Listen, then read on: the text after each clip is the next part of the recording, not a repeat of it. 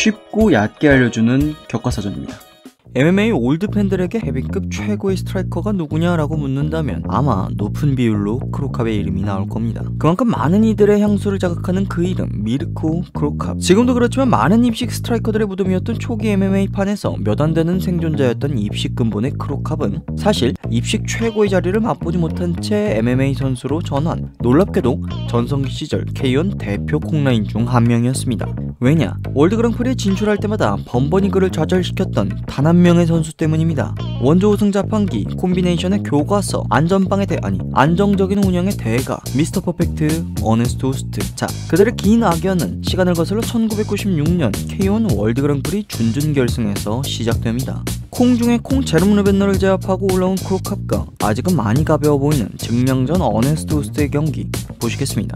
인상적인 점으로는 당시 K1 월드 그랑프리는 출범한 지 얼마 안 되었기에 무제한급이라는 과격한 개념이 녹아들기 전 피지컬을 보여주고 있습니다. 아무튼 당시 22살의 파릇한 크로캅은 당시 31살 호스트의 농익은 운영을 넘어서지 못하는 모습을 보이는데 생각보다 많은 기량 차이를 보였습니다. 자, 전성기 시절 오소독스의 뒷손각을 잡아먹는 기세등등한 사우스포 운영을 하던 그 크로캅이 오히려 스트레이트 거리를 벗어나려는 모습을 보여줍니다. 이것은 크로캅이 자랑하는 강력한 스트레이트 게임이 무너지는 것을 의미하는데 대체 왜 그랬을까? 자, 아직은 덜 익은 크로캅의 단조로운 셋업 때문입니다. 크로캅이 경기 내내 보여준 앞손은 단 2번. 스트레이트 게임에서 별다른 셋업 없이 시종일관 뒷손만 던지는 모습을 볼 수 있습니다. 가뜩이나 사이즈의 우위가 있는 오소독스였던 어네스트 호스트가 그런 단조로운 단발들을 맞아줄 리 없습니다. 정리하자면 1. 스트레이트 거리에서 뒷손 스트레이트가 닿지 않는다. 2. 타격 거리에서 주도권이 없다. 3. 나보다 긴 상대에게 타격 주도권을 뺏기니 킥게임마저 쉽지가 않다. 그렇기에 스트레이트 게임이 불편하니 피하려 하는 상황이 나오는 것. 문제는 거기서 끝이 아닙니다. 평소처럼 뒷손 방향으로 사이드 탈출을 하면 어네스트 호스트가 깔아놓는 로우킥에 걸리고, 그렇다고 앞으로 클린치를 하면 상대적으로 큰 피지컬에 어네스트 호스트가 구겨버리니 이러지도 저러지도 못하는 상황. 결국 어네스트 호스트의 이 철벽 같은 견고한 운영 앞에 젊은 크로캅은 별다른 힘을 못 써보고 깔아놓는 로우킥에 무너지게 됩니다.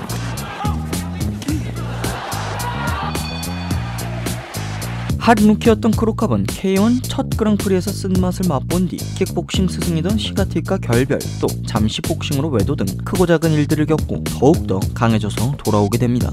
그렇게 3년 뒤 성장한 크로캅은 99년 K1 월드 그랑프리 결승전에 올라가게 되는데 어림도 없지 어네스트 호스트. 두 선수 다 3년 전과 달리 어느 정도 증량이 된 모습이 인상적인 부분. 자, 2차전에서 크로캅은 1차전과 달리 상당히 많은 부분을 보완했습니다.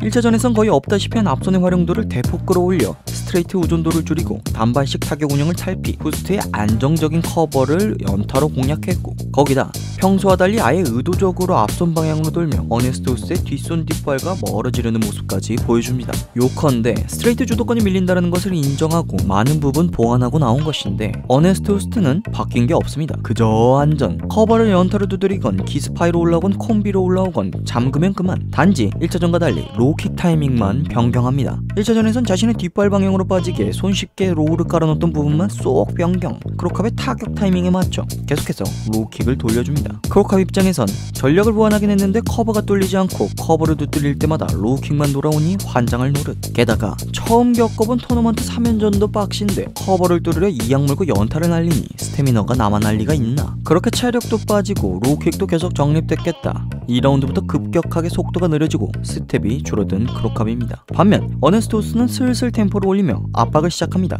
3라운드 결국 없는 체력에 데미지를 입은 다리는 호스트의 스트레이트 게임의 속수무책. 시작부터 템포를 올린 어네스트 호스트의 강력한 압박을 벗어날 수 없었던 크로캅입니다. 이어지는 바디샷에 무너지게 됩니다. 입식 노답 삼형제, 노 체력, 노 레그, 노 바디.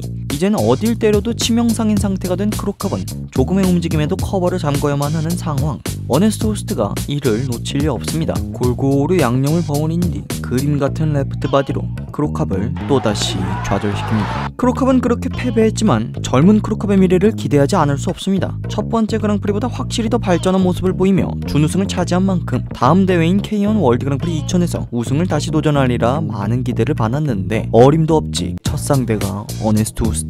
자, 3차전에선 크로캅은 1, 2차전의 문제들을 보완하며 또다시 다른 모습을 보여줍니다. 바로 자신이 자랑하는 스트레이트 게임을 더욱더 갈고 닦고 나온 것. 2차전에서 스트레이트 싸움보다는 연타로 후스트의 커버 상황을 길게 만들며 앞손 방향으로 돌아 스트레이트 게임을 피했던 크로캅입니다. 하지만 3차전에선 다시 후스트의 뒷손 뒷발각을 죽이며 스트레이트 게임으로 압박하는 모습을 볼 수 있습니다. 이 경우 1차전에서 발목 잡혔던 두 가지의 문제점이 있는데 쉽게 로우킥에 노출되는 부분에선 킥 커버를 바싹 올리며 최대한 안정적으로 수비하는 데 치중했고, 스트레이트 이후 근거리 상황 시 계속 구겨졌던 클린치 게임에서 피지컬이 나날이 좋아진 크로캅이 전혀 밀리지 않는 모습을 보여줍니다. 하여 KO가 아닌 판정까지 나름 대등한 경기를 끌고 가는 데 성공합니다. 그러나 디펜딩 챔피언 어네스트 호스트 참 얄궂습니다. 1라운드부터 템포를 살짝 올리며 선타격 클린치, 선타격 클린치라는 끈적끈적한 전과 다른 운영을 선보입니다. 이는 지난 두 번의 경기 모두 상대적으로 체력의 문제를 보이던 크로캅의 모습과 스트레이트 게임을 주도하려는 크로캅의 현재 모습을 효과적으로 제어할 수 있는 운영입니다. 요컨대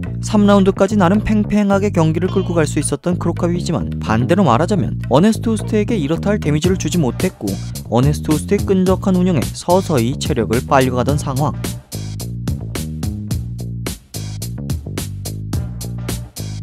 그렇게 판정 결과는 연장전 선언. 연장전 후스트는 오히려 좋아. 장기전을 누구보다 잘하는 후스트입니다. 이미 체력이 빨린 크로캅을 상대로 다시 한번 템포를 올리며 조금 더 공격적인 압박을 선보이는 후스트입니다. 이를 버텨낸 크로캅이지만 말 그대로 버텨내기 급급한 라운드였기에 최종 판정은 10대9, 10대9, 10대9, 3점차 어네스트 호스트의 승리가 선언됩니다. 결국 크로캅의 복수는 실패로 끝나게 되며 두 선수는 다시 만날 일은 없었습니다. 크로캅은 MMA와 입식을 슬슬 병행하다 MMA 쪽으로 노선을 바꿨고, 어네스트 호스트는 계속해서 입식을 해먹었기 때문, 이런 극강의 임식 본자였던 어네스트 호스트도 밥삽에게 또 들이맞고, 어네스트 호스트를 이긴 밥삽은 크로캅한테 또 들이맞고, 크로캅은 어네스트 호스트한테 또 들이맞고, 크로캅을 이긴 후스트를 이긴 밥삽을 이긴 크로캅을 이긴 후스트를 이긴 밥삽을 이긴 아무튼 크로캅은 어째서 어네스트 호스트를 이기지 못했는가를 정리하자면 좋게 말해서 인간 상성이지 않을까 싶습니다. 뭐 사실 대부분의 선수들에게 강제로 상성을 만들어버리는 호스트였으니, 여담으로 대표 콩라인이었던 크로캅도 사실 K1 월드 그랑프리에서 우승을 차지하긴 했습니다. MMA에서 하락세를 타던 크로캅이 2012년 킥복싱으로 다시 돌아오겠다 선언하며 K1 월드 그랑프리 2012에 참가하게 되는데, 인상적으로 월드 그랑프리 사상 처음으로